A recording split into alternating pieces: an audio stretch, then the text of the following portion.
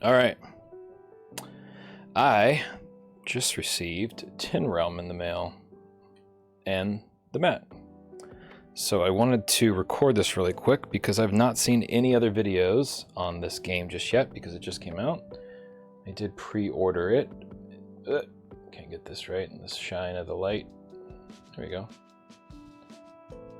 So it's pretty shiny with this cellophane on here.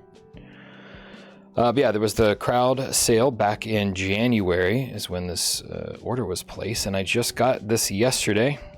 I got a few other things, but this is what I wanted to cover.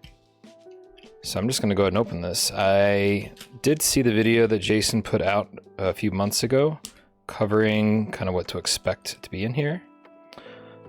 But he also mentioned he was going to do a playthrough, more detail. That has not uploaded yet as of today, so I thought I would go ahead. Yeah, come on. I would go ahead and make a video of this. So if you're not familiar with Jason Glover's games, they are majority of them are single players. You play by yourself, or solitaire games as they're referred to. Many of the more recent ones have been coming out in this tin style here. So it's very similar to like an Altoids tin. It's got a nice silk screen on the front. It's textured. Got details on the back. So let's see what this says. The Brotherhood of the Red Cloth has been restored to their former selves, thanks to your grit and keen skill. Now you must traverse the overland and make your way to the city of, I don't know how to say this, Oakenshelm. I can barely see those with the glare. Oakenshelm. There you will find refuge, however, as soon as you step foot out of the dark and into daylight, you soon realize your adventure has only just begun. So, the idea with this is that this game takes place after Tin Helm. Tin Helm is a truncated, smaller version of Iron Helm. All the games have a very similar name to them. But this most recent one, Tin Realm, picks up where Tin Helm leaves off. So the premise or the kind of lore behind that is that you're an adventurer and you are delving into a labyrinth to try to find some shards. You try to find 3 shards in order to complete the game. So the idea is you've done that, and as the back of the instructions indicate, this is now how you get home. That's the idea, to leave that dungeon that you just completed, survived presumably, and this is your adventure to get home. I played Tin Helm quite a bit. It is a nice little desk game. If you work from home like me, it can be a game that you can play on your lunch break, or if you've got a few minutes potentially, or between, I don't know, phone calls or meetings maybe. So I'm actually excited about some of the extra stuff that's in this game. Specifically, these are some of the cards for Dust Runner, which I also have. I really should have thought about before starting to record this and opening it. I don't have any of my other games. I have most of Jason's games. One of the other ones that I just received in the mail was, where did I put it? Dig Down Dwarf. I don't know where I put it, but I've got it sit around here somewhere. So real quick, as you saw, I've not opened this just yet, or hadn't opened it. So I need to sort all these cards, so we're just going to do that really quick. So this game was created on the Game Crafter, and if you're familiar with that company's service, small indie publishers have the ability to create their own games, upload the files, all the patterns, PDFs, choose their knickknacks and the dice they want and everything, and to really create their own packaged game without having an official large publisher. So, sorry, I'm trying to do this and talk at the same time. At this point, I'm just going by what looks similar. I do have an idea of how this game is going to play, again, from watching the tutorial that Jason released, and the fact that this is, you know, a kind of a progression of Tin Helm. So the first thing I do want to look at is actually these bonus cards you get. So again, these are for Dust Runner. This is, again, another solitaire single player game where the premise of this one is you are running from, I think they're just referred to as like bandits or Ravengers, or I forget the actual name of them. But there's two cars. One is chasing you, and you pilot a vehicle here, and you actually use these cards to make up different configurations, and they give you different bonuses depending on the side you wear. What's kind of really cool about this is he gave you really an entirely new car. So you only have in Dust Runner one complete car, and you can choose which side you want to play. So he's really giving you a whole other set of cards, which is really two complete new cards. So that's really cool. So essentially he's doubling the card deck on that one.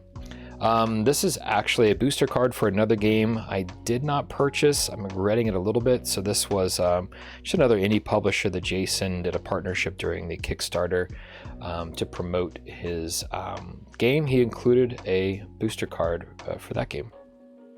But other than that, we do have the instructions here. As you can see, I did spring for the game mat here, so I will not need to use any of these for the most part, but we do have them. So we've got our tracker here for, I believe this is the day cycle. So this is similar to, I would believe, Favor. This may be a new mechanic because of course we still have Favor here. We've got our kind of traditional energy and food, and then we've got our health here. So in addition to that, we've got 3 heroes.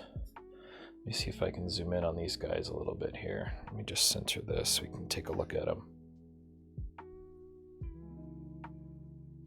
So let me just get these out of the way too. Cool. So the art's a little different on here. So it does say designed and illustrated by Jason. So his art skills, I don't want to say necessarily progressing, but obviously they are. But it's just my point being, there's actually a lot more detail in some of the characters' faces here than in some of these, like especially this Dweller here. Look at the details of the skin here. Looks really good. So nice job again.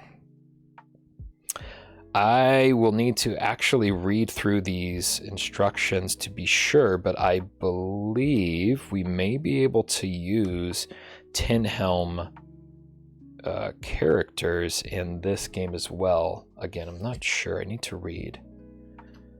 So on the back side of each of these, again, just like in Tin Helm, these are the actual classes you can choose from. And the differences between them are, you know, obviously stat boosts, different arrangements of the starting items that you can begin with.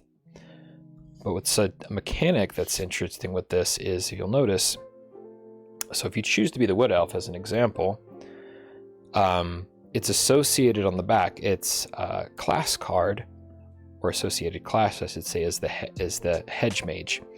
And this Hedge Mage would be a class that you can only use with another race, essentially. So again, I've not read the full instructions just yet, but how this typically works is if we were to choose the Wood Elf, we can choose from one of the 2 remaining classes here, right? Likewise, if I were to turn this one over, that means that the Dwarf can be a Hedge Mage or a Sentinel. The Dweller can be a Ranger or a Hedge Mage. And the Wood Elf can be a... Oh, got that wrong. Can be a Ranger or a Sentinel. Right? Makes sense? So it's a way to kind of force class assignments or alignments, but still allow you to choose and do some mix and match with your playthroughs. So this game looks to be very much the same as the others in that they are very much a roguelike. So meaning you're not necessarily going to complete a playthrough. It's frankly somewhat likely that you are going to die or be killed. It really depends on these dice that you roll to see what your luck's going to be. And really whether or not you're going to survive. It really does come down to the dice. For the most part, I guess there's still some strategy involved, more specifically around how much energy you choose to utilize when you are fighting. Of course, the character you choose to play, its associated class. There's some few things here. So I'm not planning on this specific video to go through an actual playthrough. I do need to read these to be sure that I know what I'm doing. I was tempted to do this just on camera, but I think I'm just going to wait until I've had a little more time to look through this and to really make sure that I know what I'm doing. So, but I will go ahead and keep on speaking to the pieces here. See if I can figure out this map. So another interesting aspect of this, there we go. So look at the picture here, dude. The picture makes the puzzle. Okay, there we go. So if you notice, there's a map here that is created by adding all four of these cards here together. And similar to the Dust Runner cards here, they're actually double-sided. So if we flip this over, the difference is there's 4 dots here now instead of 3. And if I flip it back over, there's just the 3 here. So what does this do? So each one of these is an event represented on a card. I believe a card represents a day. Again, I need to actually read the instructions here to be sure. But as you progress, S being start, F being finish, you're going to go through here. So this would be, the easy mode. I'm on, or actually, I guess this would be the easy mode here. So like this. Lowest amount of dots, right? So 3, 6, 9, 12.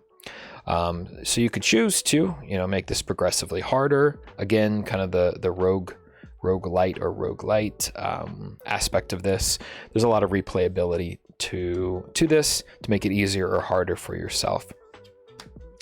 But again, this is going to be a game where you can play it over and over again to have a different play style.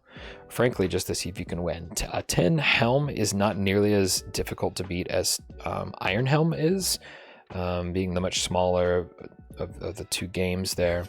But the replayability of 10 Helm, I think, is a little bit higher than Iron Helm, just because it takes so long to set up Iron Helm. If you don't have a desk like I've got set up here and you can just leave it out, it's kind of hard to do a campaign with one of those. Again, we're still just having that dedicated space and time to do it. So these little 10 games are really awesome. The last little bit that I did want to take a look at here are our specialty cards, as well as I haven't even opened up the deck ones here yet. You've kind of gone over this. I'm going to move these guys to the side. And then let's look at these again really quick here. So what we have, Crossroads. This says, you've stumbled upon a series of forks in the road. Roll a die to determine your fate. So one die is going to be moved back 1 space in the map card. The map card, that would be the one I just sat aside. That would be pretty bad. Either a 2 or a 3 means nothing happens. A 4 or a 5, you move forward 1 space on the map card. And a 6 means you move 2 spaces on the map card. So this one's a good one. I'm going to flip it over. We got the Grove. Grove is a reoccurring theme in Jason's games. In this case, the Grove says you may search the Grove for mushrooms. Each mushroom found equals 1 food. Roll a die to see how many you find. So 1 gives you poison. Poison, okay, that's interesting. That's a new gameplay mechanic, I believe, here. And that's an Iron Helm, but not in 10 Helm. 2, you find nothing editable. 3 or 4, you find 1 mushroom. Or 5 or 6, you find 2 mushrooms. Mushrooms represent a ration, basically a amount of food for you to get from one day to the other. The next card we have is the Labyrinth. This is another reoccurring card within most of these games, at least the Iron Helm, Tin Helm realm. So, and it basically does the same thing in all of them. I imagine this is the same. So you find yourself lost in a dark cavernous maze. Spend 2 food to escape. If you do not have enough food, you waste a day looking for an exit. Advance the sundial tracker 1 day. Okay, so there's the difference. In Tin Helm, you lose if you do not have that food to spend, and I think it's just 1 food, 1 ration. That's pretty drastic. 2 food to escape. You lose health. I would say like I think it's 2 health points. It might be more or less. But you get to advance or you have to advance the sundial. So it's essentially you waste a day. So without reading this yet, I think the new mechanic is going to be you have a certain amount of time to make a progression from the start to the finish. And if you don't do so, you're probably dead.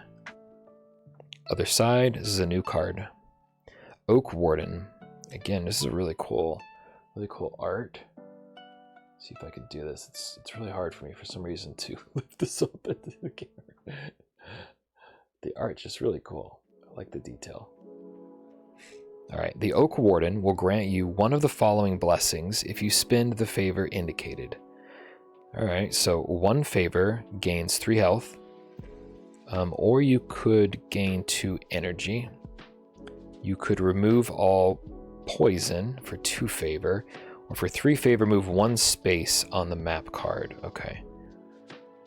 That's a lot. 3 favor is kind of a lot. So if you only get to move 1 space, then this Crossroads card 6 is about as good as it gets, huh?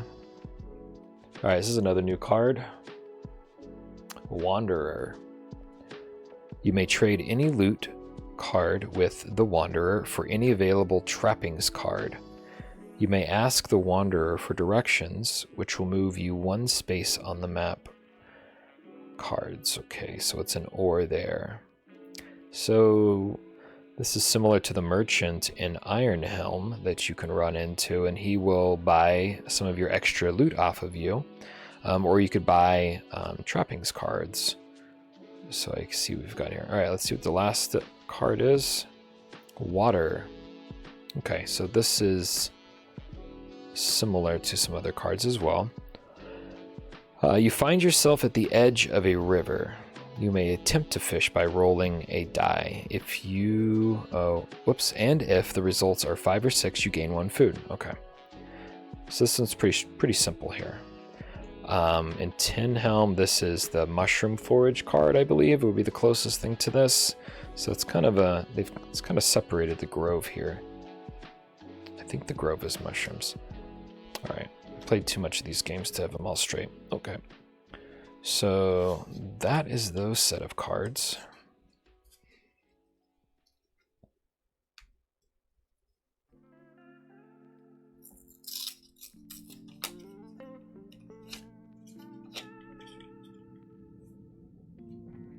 All right. These are the tiny cards. So this is a whole other set. Cards have not covered it all. So I'm going to separate these really quick. Enemy, trapping, loot, trapping, enemy. This would be a dungeon card, or no, that's the newer map cards, or I forget what these are called. We'll figure that out. Loot. Dark Pool, so this would be an actual dungeon card. Dungeon card, enemy. This has got, so the ones that have the half circles on the side with the different adjoining icons are, oh wait, am I wrong? Oh, I got this wrong. They're all the same. Okay. So there's actually 1 less card type than I realized at first. I got a little confused here. Loot. Okay. So the dungeon deck has just essentially evolved. So it now has the icons, the pyramid. That's actually a reoccurring theme as well. So I'm loosely familiar with these icons here, but they're supposed to represent you can match them, right? So when you play this as an example, see how these two icons match up and the water matches. You're going to play these down in a what do they call them, tableau here in this center section I've been using just for our discussion here, and they connect essentially is what the point is there. Let me keep separating all of these out. I think that's almost all of them then. So we've got the pyramid, okay, got loot. Just make sure I didn't make this up. Oh, yes I did. Okay, so another card. Oy, oy, oy. Loot. Enemy. Okay, I did mess a few of them up here. Okay, so out of these little tiny cards, there are 4 different kinds. Loot. Okay, so these ones are pretty obvious. We have the actual loot cards here. So we have a Brigand, Dire Wolf, Death Mage, Bone Stalker, Dark Rats. Those are always a thing. Dark Rats, Blood Cap. These are all really cool. Crawlbone. So it's this guy here on the mat. Bane Spider, and the Skullum. These names are really cool. All right, so that's the enemy deck. We'll go over the specifics of what these all mean. Well, I guess I can. They're actually not. It's not that complicated. 4 is just their health. This is how much base damage that this particular enemy does. So when you're rolling dice, you would always start with at least 1 attack. This is its damage. So this is how much it's able to defend against your attacks. And this is how much favor you actually receive if you defeat this monster. So obviously the stats are different for each one. And they each have a specialty ability or a status effect. So this one says, Brigands always attacked first. You may avoid combat with the Brigand by discarding a loot or trapping card. Interesting. Wolves are always attack first in combat and may avoid combat with dire wolves. Okay. Actually, I don't want to read these. Some of this I kind of want to be surprised when I actually play. Some of this I do not want to be surprised. I kind of want to know like what loot cards we have here. These all look new. I don't recognize any of these. Again, I'm curious. I think the answer is going to be yes, that we can use the cards from Tinhelm in addition to these. But if not, you've got a lot of loot cards here. This is a full deck of loot, so even if the answer is no, I don't think that's going to matter. It's just going to be just that much more enhanced if we are able to do that. So you have an elixir, discard this card. Discarded this card from play to gain 1 health and energy. Some pipeweed. You may discard this card with any food to gain 2 health and energy. Smoke dust. Once per level, you may negate all damage from a single attack. Okay. A tree heart. You may discard this at the Oak Warden to receive an additional free blessing. Oh, that would be a good one to get. Okay. Sun's Edge, Chester, Clever Trail Map. All right. That's cool. Now, the only thing that's a little lacking would be these. Well, I guess there's a total of 6. So what these are is this is the trappings card. This is essentially what your character is meant to start off with. So if we zoom out here.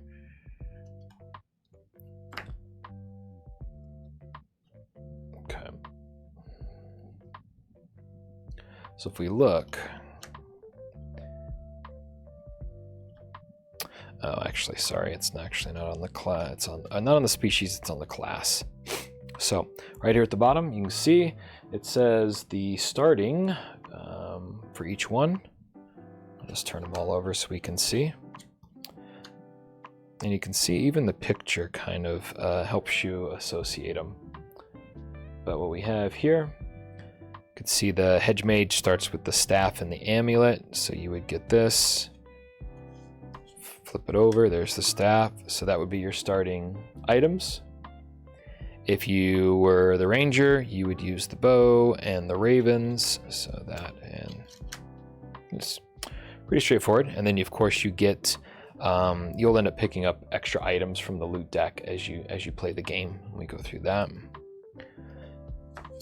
But yeah, so overall, loosely the game is, we will choose, or you will choose when playing the, I don't know if to refer to this as the player, the species, or what, but you first choose which person you are, which character you are.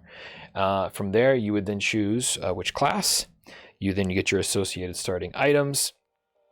You got to shuffle everything, set the deck up, put our place markers, and this is, I didn't really go over this, but one last little bit is you determine, well, how strong is this particular character?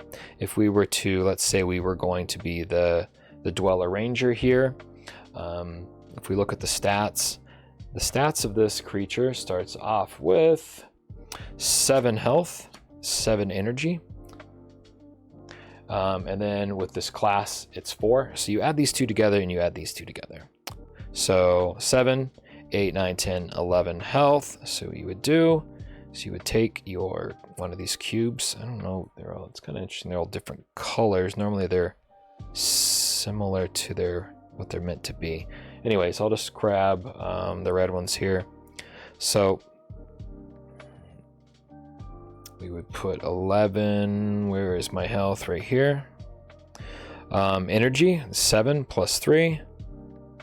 Let's do the green or red one again. So that's 10.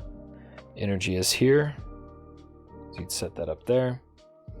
Favor starts at 0, because you start off, and then this would be, I assume this is where this, no, this is going to go on the map. I don't have that set up, so I can't show. Let's use the yellow one for the sun. I'm guessing that's probably what it's going to be. Favor is, oh, I already got that one. So these are, actually, I don't know what these extra ones are. This one's going to be the person for the map, I would think. What are these 3? Oh, food. So this particular character starts off with no food. That's not good.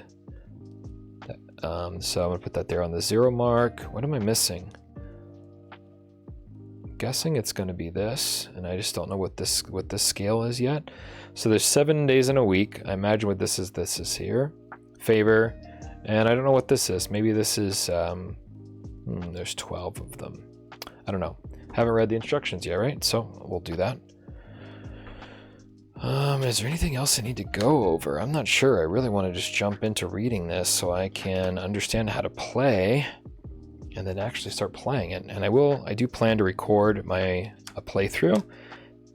It probably won't be my exact first playthrough. I do want to make sure that I understand the rules and don't flub up too much. But yeah, so just wanted to go over the details of what to expect if you were to purchase 10 Realm.